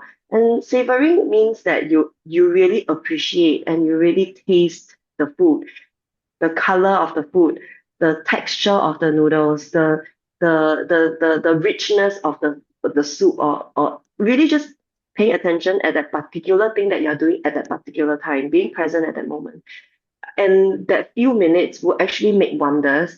You will feel a lot more recharged. We can't possibly build we are not fast chargers, right? We cannot charge a full tank in like few minutes. But if we charge it a little bit throughout the day, you are not gonna get depleted so fast. It's just like what Stefan had said. If you charge your phone every time you have like a few minutes, you charge your phone, it's not gonna die. It may not be full tank, but it will not be flat. So I think that is something that I've realized over time, and also something I've shared with my husband. Because when I had conversation with him, he used to share with me like, okay, my inspired by his experience. Yeah, and when I ask him when do you relax and when do you feel like you have a break, it is usually end of the year snowboard trip. I was in shock because I don't think it's sustainable. And true enough, usually halfway through the year or maybe really just a few months into his work, he would feel tired and he will feel close to burnout. I Yeah, so think this is something that you guys can try. I think you have a strong point that taking micro moments of break is really important. Sometimes when I take holiday, if I can, and then I feel even tired after a holiday, and we always hear people saying that I need a holiday after a holiday, right? Yeah. So I think it's always about how do we plan our time, our energy. So I want to quickly say that this well-being tank is just a very simple reminder of be having this awareness. We generally we need two set of skills. The first set of skill is to identify what are the stresses that is causing us to be stressed, the distresses, and we want to learn to avoid them or to go through it smoothly, right? And but after that, we don't want to stay there. We want to move on, correct? So imagine that you're driving a car or you're riding a bicycle. The first set of skills is that we need to identify danger. And that's where we are vigilant. And sometimes we need to brake suddenly to avoid the conflict so that we don't hurt ourselves and we don't hurt someone else. And sometimes we fall down, we crash, but it's about picking us up, picking ourselves up, and then moving along. Sometimes we are so fixated with the crash and the accident and the pain and the past issues, we don't move on. So what we're going to do here is to move, understand that this is painful, name it and address it, and we want to move on so that we can continue with our journey of life. And having this well-being tent signal us that we can, is an indicator of how are we using our energy. And I spoke about this earlier about intergenerational burnout. I just want to remind us that some of our narratives that we hold may not belong to you. It may belong to the earlier versions of ourselves. And sometimes changing these narratives, it takes a lot of energy and brings fear because we need a new narrative. So it's also time for us to practice curiosity, that let's be curious. Why am I feeling this way? What other thoughts and other ways of doing things I can do? Can I talk to someone else about it, get their perspective, but form your own opinion? And and sometimes the way I think, it may be inherited, passed down from my mom or my dad or my teachers or people that I've met before. So I want to question that, is this really my point of view? Is this really my value? And sometimes it's okay to not know the answer, but us try new things along, right? And the next part is the flow of life. Imagine a river. There is a water flowing, and there are some rocks or debris that is stuck, right? And the water cannot flow anymore. It become like a dead zone, still water. So the question here is that if you are a river of life, good, all right? Is there any parts of your life that is stopping the water from flowing? Where are you stuck right now? And what is contributing to the stuckness? And that is an important question to reflect because it is a signal that you may be emotionally stuck, because of someone else, or it could be your circumstances, or it could be health, it could be anything. How could we unstuck it to go to allow life to continue? Is it our mindset? Is it our trauma that we have not resolved? Is it our beliefs that we hold on so tightly that we refuse to let go? So these are some of the moments for us to contemplate, right?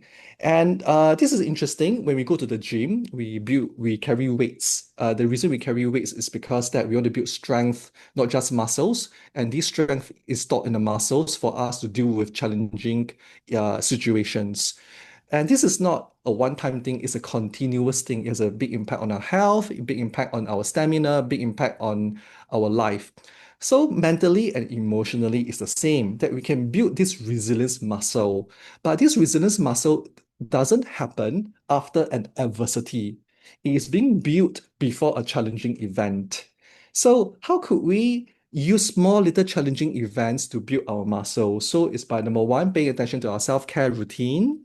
Let's say applying positive psychology and all the things that we have learned here. And there's another one good way of building your muscle is to recognize, number one, your emotions. So when things happen to you, whether they are happiness, excitement, or negative emotions, when it is challenging, stay curious and ask yourself, what am I feeling right now? When it's really difficult. Name the emotion that is going through you, coursing through your veins, even though it's very challenging at the point of time. I could have a difficult conversation earlier on, and I felt really triggered. But at the same time, instead of thinking about what is triggering me, or why is this person so unfair, or why is the person so hurtful, I go back to my emotions and say that what am I feeling right now? I feel triggered. I feel there's this I feel sad, I feel angry, I feel frustrated, I feel not being understood, I feel a level of anxiety. I feel that my heart is racing a bit longer. I feel that I feel a sense of guilt, a sense of shame. So these emotions, when you name it, is about recognizing the state of mind that you're going through. When you recognize the state of mind that you're going through, you are creating a distance from yourself, from the situation, and you're going back to the where you are at right now. And by having this awareness, by naming it, you are also liberating yourself from the emotional shackles of that emotions. Why is this important? Because many people may think that sadness, there's a reason why we feel this way, because all negative emotions has a purpose. When we feel sadness, it means that we have overly invested in a relationship, wanting a certain outcome, but it didn't go our way. So when we feel sadness, when we name it, we realize that we must have invested in something and wanted a different outcome. And if you name yourself, oh, I'm angry, I'm frustrated, why is this so unfair? And anger is a great healthy emotion to experience.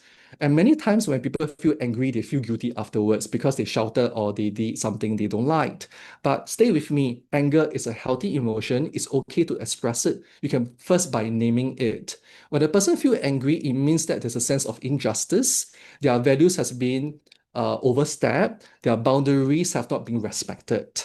And same for guilt or shame and many other emotions. And all these emotions serve us. So when we name it, when we have more awareness, we are building this resilience muscle.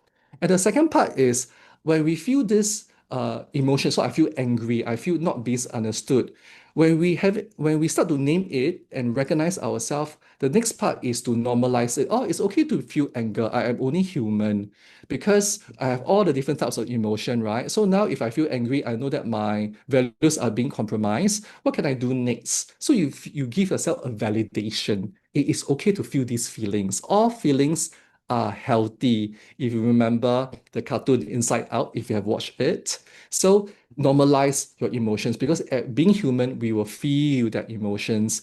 And the third one is nudge it. What do you mean by nudge it? So after having the awareness of that you have this emotion and naming it, you can take small actions to move yourself away. You don't need to solve the problem. Don't attempt to solve the problem, but move a small little physically, move away from the situation. When you're inside in the office, you're triggered, step outside. If you're having a heated conversation, move away, go to the toilet, or just do a small little things to change your state. Once you change your environment, you change your emotional state, you change your thoughts. And then after you changed it, the last part is nourish it. What Do something that replenish your well-being tank, right? So if this conversation that you are with someone is no longer energizing you, can you go to something else that energizes you? Say that, oh, I need to go now and do something. Recharge yourself, drink a hot drink, listen to the music, call someone. So these are small little steps. How do we reconnect back with yourself? It can be something fun, something meaningful, or it can go into a journal and do reflection. So these four steps are very simple ways. When you do this again and again and again, it become a resilience muscle. So the next time when something trigger you, like a challenging situation, you will not be a victim of it. You'll be able to activate these emotions and go through the situation and without dismissing the emotions. You are still owning it, feeling human, and you are able to bounce back with resilience. Okay, so the last bit before, because I know I want to be mindful of time, is there's this technique that I want to share. Is from cognitive behavioral therapy. It's called influenced by cognitive behavioral therapy. It's called STOP. STOP simply means that stop by saying the word stop to yourself. And so just, my stop, right? Just simple as that stop. You can imagine a red stop sign, stop. And you have to train this technique before the hardship or challenge happen. You can train this technique on a day-to-day basis before things happen, like even like right now or afterwards. So say the word stop, imagine a big red sign. And the second thing is T, take a deep breath. Take a deep breath. And if you need again, take another deep breath. And then this is where you take a deep breath and then you think about, whether take a 10-second pause and observe and ask yourself this question: is this a helpful or harmful thought? Is this a helpful or harmful thought? Right? Is this a fact or is this an opinion? Right? If it's helpful, then you can carry on. If it's harmful, then you can go back to your breath and switch your thinking again. Or you can go into, is this a fact or this opinion? If this is an opinion, you can ignore it because it's not a fact, right? And this is where you talk about P is that big pause and continue to do the 10 seconds pause before you progress. One quick metaphor which I want to share is that for those people who know how to drive, when you are learning to drive on the road during your driving lessons period, your instructor have next to you will suddenly tap the dashboard, right? And once they tap the dashboard, you need to stop everything you are doing and just pull onto the brake, step onto the brake so that you go to a complete stop. And this is the same technique that we want to practice this stop in order to stop ourselves in whatever we are doing in a heated conversation, in our mind, in our loop, so that we are able to have that awareness and pull ourselves away from that mental or emotional state. Not saying that it's a bad thing, but so that we are able to continue to connect back to self-care and more awareness. Yeah. Yes, I know there's so much things to talk about, but I just wanted to. So is she like, oh, you want to say something? How you know? Yes. How do you know? I wanted to share about the hard stop one Yes. actually. So I find that something that I've learned recently has really helped me. I find it so amazing how Stefan, you know that I was gonna say something. I also am aware of time. That's why I didn't just, jump in immediately. So for me, I always thought that, okay, distracting myself is not good because then I am not addressing my emotions right now. I am not dealing with the problem right now. I'm escaping, I'm running away, which is why for a very big part of my life, for a very long time, I always address my emotions and the problem head on. While I'm in the heat of the very amplified emotions, I will address the emotions right there and then. And as you can imagine, a lot of times the conversation doesn't start well, or that my intention was the words is not as I intended it to be. A lot of times very hurtful, a lot of times very very punchy. And recently, it was really, really only recently that I've learned that, okay, maybe distraction is not a bad thing. Just exit the conversation for a while and of course be informing about it and say like, you know what, I'm currently feeling very angry at the moment and I don't think that I can take this conversation right now. I need a break. I need to leave this space for 5 minutes. I will come back to you and then we'll talk about it later, or as much time or as little time. So then I'll go and calm my nervous system first, like relax and calm down first, maybe process the thoughts for a little bit or the conversation in my head for a while and then come back. So that is the way that I am practicing hard stop for myself. And I also have learned recently that I am not just my emotions. I may be very angry at that point in time, but I am not just my emotions. I may be angry, but then I also have my head to tell me the logical things, the objective things, and what is the right thing to say. So I don't know if this is helpful for you guys, but the hard stop tool can it's a very useful tool and it can look like many ways for different people. So go figure out what is your stop tool that is most useful for you. Thank you, Sheila. I think that's a great sharing. Everybody have their own tools, and I also use the hard stop tool in a different version or very, very often.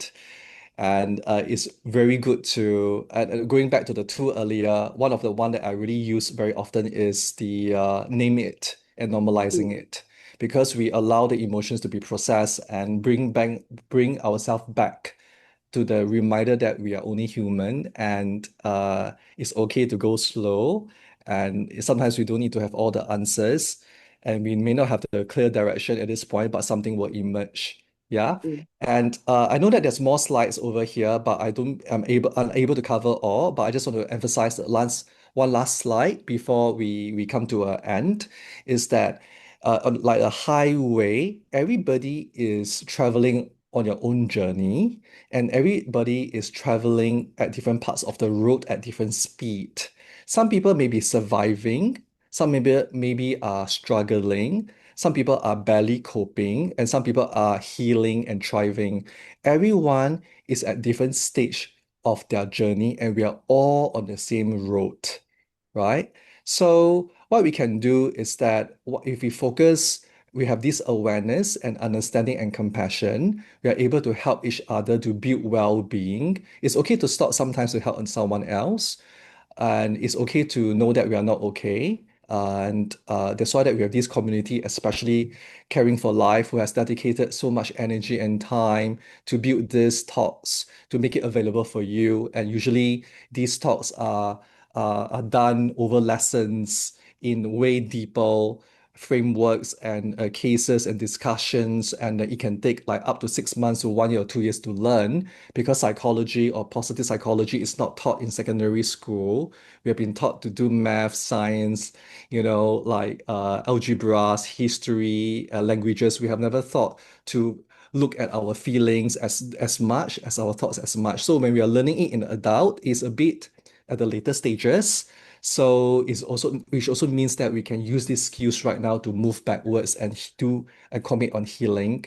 So I just wanted to share one more last slide, is that we can all move from trauma into healing, into growth, to find meaning and to find strength and to connect better and to appreciate life. We grow forward, we don't grow backwards.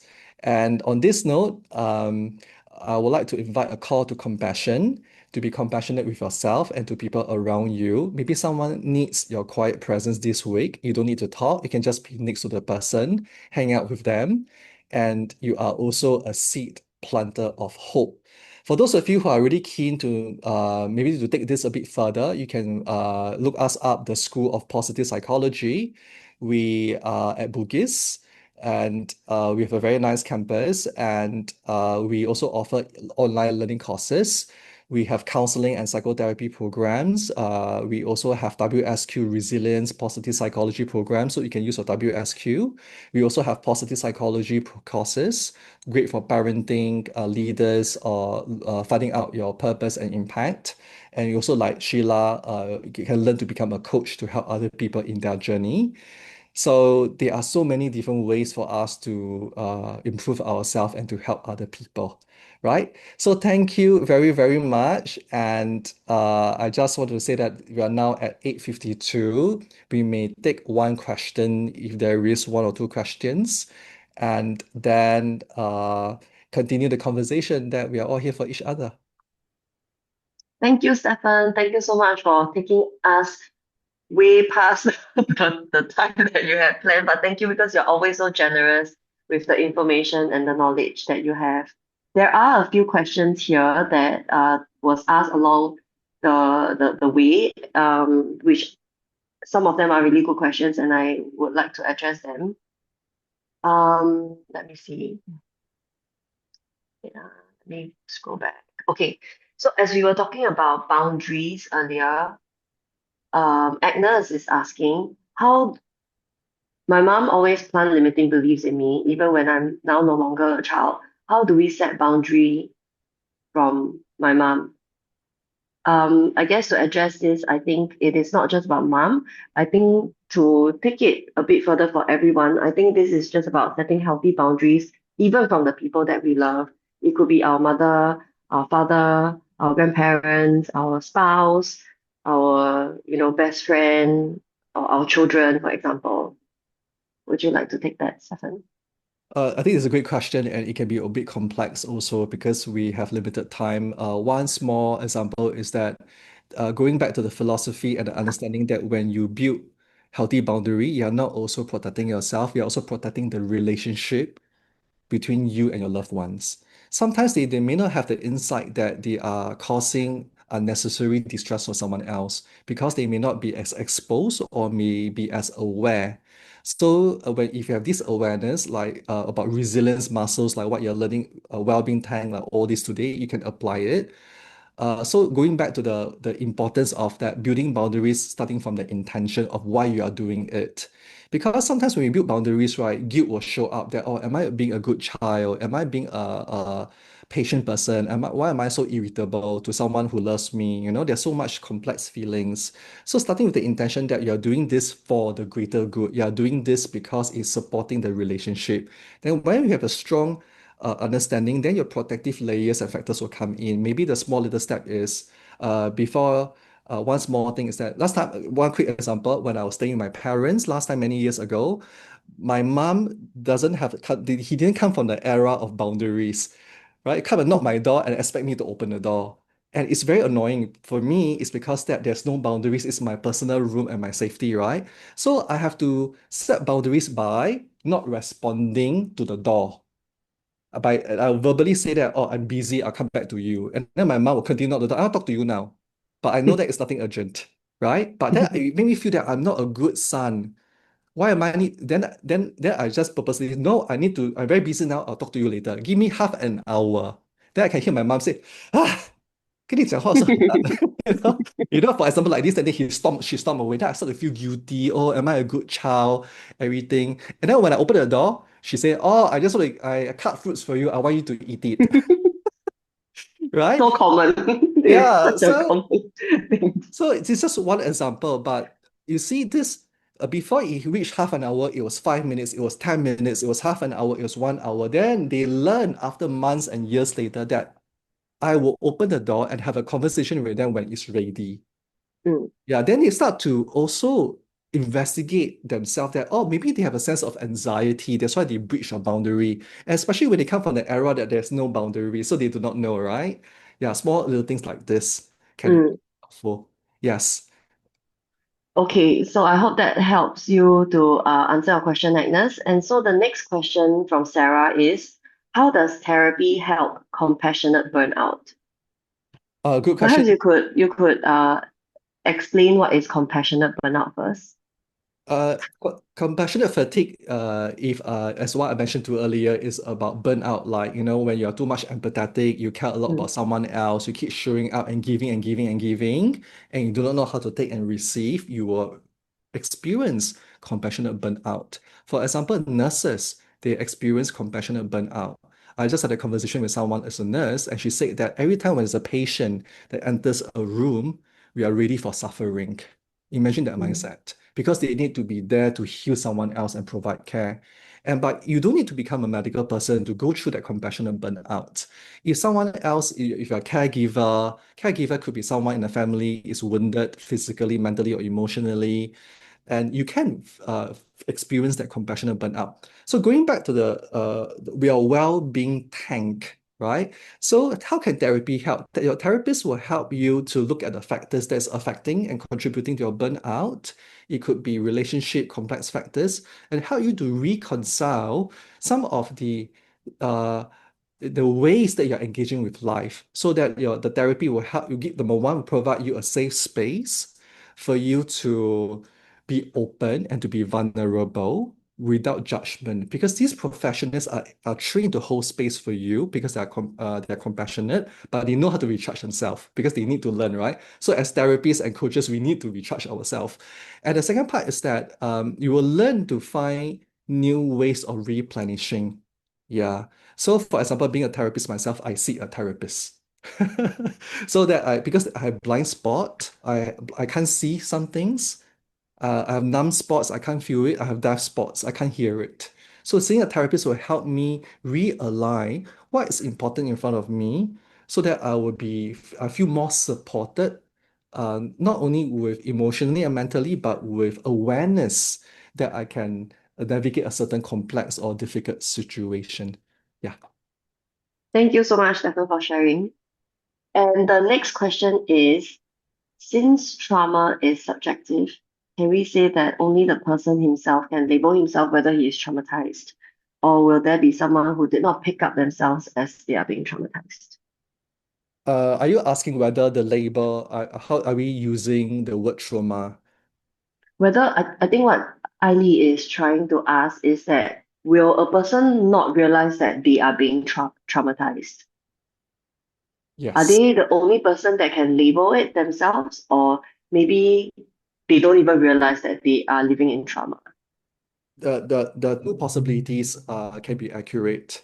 that sometimes when a person is in a difficult situation because they are busy surviving, and they may not feel psychological safety within their social situation or family situations or even work situation, because they are so busy surviving, they may not have the awareness that they are in a traumatized state, right? So and they not only they get burned out, they will start to become more disengaged and disconnected or become more jaded. So it is possibility that it could be a result of chronic trauma or hardships and adversities that they have not dealt with. It could be they can be taking on too much. So to your question, if this is a question that you are asking, some people may not have the awareness because they are busy surviving. Yeah. Yes, thank you so much. I agree with that. That sometimes we are just in a oh, Ali says good. I think that means the question is correct, and then she's gotten the answer. Can I just, I know the last bit, because I'm on the flow, I'm sorry that for those of you who need to leave, you can go first because it's really 9 o'clock. I think just now, Sheila, there was a question about post-traumatic stress and post-traumatic growth. If a Yes. person who has already experienced post-traumatic growth, having resilience and healing and moving forward in life, why do they still go back to the post-traumatic stress state? Or they go back to an earlier state, even though they have reached that forward, resilient and PTG state. Just now what you said, Sheila, is really good that healing is not linear. It's also interesting to note that we have a defense mechanism. Our unconsciousness will show us things that we need to address, to work with, to heal at that point of time. But there may be more suppressed emotions and distresses that is still in the soil, that is not revealed to us. And we don't need to dig out the entire skeleton to work with the whole issue. Sometimes we just need to do a little bit of patchwork to move on, to be functional, to be meaningful. But once we are ready, we are more ready, then psychologically, these things will start to manifest itself when the time is more right, because your super consciousness will know that, okay, you are now in a better state, you have a better relationship, you're in a safer environment. Now you're much more ready to process these deeper issues that you weren't ready to process earlier on. So that's why that it may signify that even the person that went through that post-traumatic growth, very purposeful and hopeful, that is when they are even better and readier to process and deal with issues that they need to deal with, that could be part of their wholeness, to be complete with themselves again. So what I'm trying to say here again is that healing, like what Sheila said, is not linear, and everybody is at a stage of different healing. You can go one step forward as 3 steps backward, and 3 steps forward and one step backward, like what Sheila mentioned. Stefan, I really like that. I really like the way that you have explained this, because for me, a lot of times people see post-traumatic going back 2 steps is not a good thing. But based on what you had just explained, it actually means that if our post-trauma, our trauma is showing up again, it actually, for some reason, I see it as a positive thing, which means that at this state of you have more capacity, and that you have grown, you have went into this growth state so that you are able to access deeper emotions now. It's like divine timing, right? Like you are the body is very smart in the way that it heals, and your body will then show you, okay, you are ready for this now. It didn't show you this because at that point in time your body may not be ready yet. It's like students going through education. They are not gonna give you like some university questions at primary school, because at that point in time, maybe, yeah, the child just doesn't have the capacity to be able to answer that question just yet. So I love your analogy because it is so positive that, okay, maybe that 3 steps back is not a bad thing after all. It is still somehow a forward step. Thank you so much. No, I thank you for your analogy. That's like, wow, hearing from you, I learned something new also from your perspective. So thank you. That's very encouraging. Yeah, Yeah, so that's actually that's why we are in positive psychology school. yeah. We have answered all the questions that you guys have posted. If there's any more questions, feel free. We'll still be here for a minute or two. Oh, I guess not. Yes, we need to pass it over to Alex. So Yeah.